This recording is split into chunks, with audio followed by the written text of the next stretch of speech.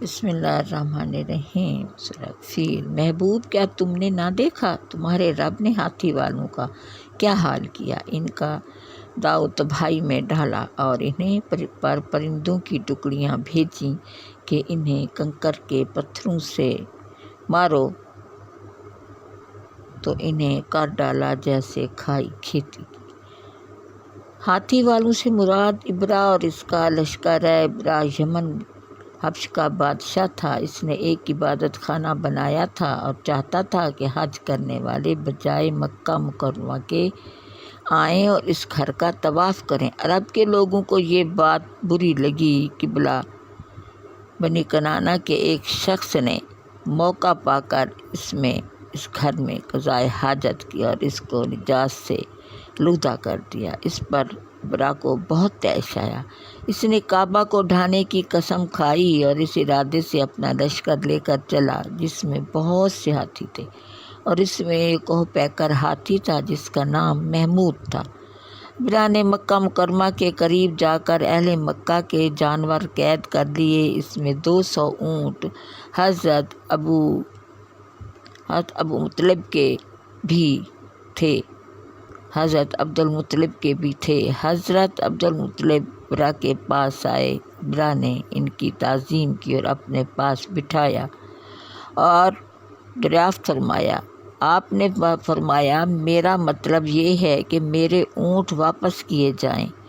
ابرا نے کہا مجھے تعجب ہوتا ہے کہ میں خانہ کعبہ کو ڈھانے آیا ہوں، وہ تمہارا اور تمہارے رب دادا کا معظم محترم مقام ہے، تم اس کے لیے تو کچھ نہیں کہتے اور اپنے اونٹوں کے لیے کہتے ہو۔ آپ نے فرمایا میں اونٹوں کا مالک ہوں، ان کے لیے کہتا ہوں، اور کعبے کا جو مالک ہے وہ اس کی خود ہی حفاظت فرمائے گا۔ ابرا نے آپ کے اونٹ واپس کر دیے۔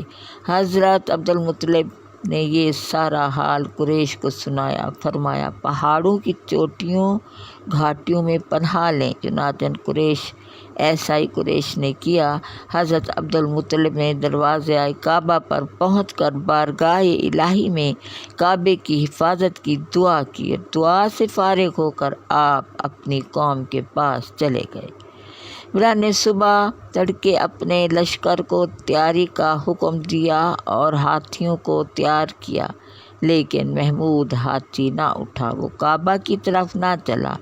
اس کو جس طرف چلاتے چلتا تھا، جب کعبہ کی طرف اس کا رخ کرتے تو وہ بیٹھ جاتا تھا۔ اللہ نے چھوٹے چھوٹے پرندے بھیجے تھے، اللہ نے چھوٹے چھوٹے پرندے ان پر بھیجے جو چھوٹے چھوٹے سنگریزے گراتے تھے جس سے وہ ہلاک ہو جاتے تھے۔ جو سمندر کی جانب سے فوج آتے اور ہر پرندے کے پاس 3 کنکریاں تھیں، 2 پاؤں میں 1 منکار میں، جس پر یہ کنکری گرتی اس کے سر کو توڑ کر اس سے نکل کر جسم کو چیر کر ہاتھی میں سے گزر کر زمین پر پہنچتی۔ ہر کنکری پر اس شخص کا نام لکھا تھا جو اس سنگریزے سے ہلاک کیا گیا۔ سبحان اللہ! جس سال یہ واقعہ ہوا، اس سال اس واقعے کے 50 روز کے بعد سید عالم حضرت محمد مصطفیٰ صلی اللہ علیہ وسلم کی ولادت باسعادت ہوئی۔ سبحان اللہ!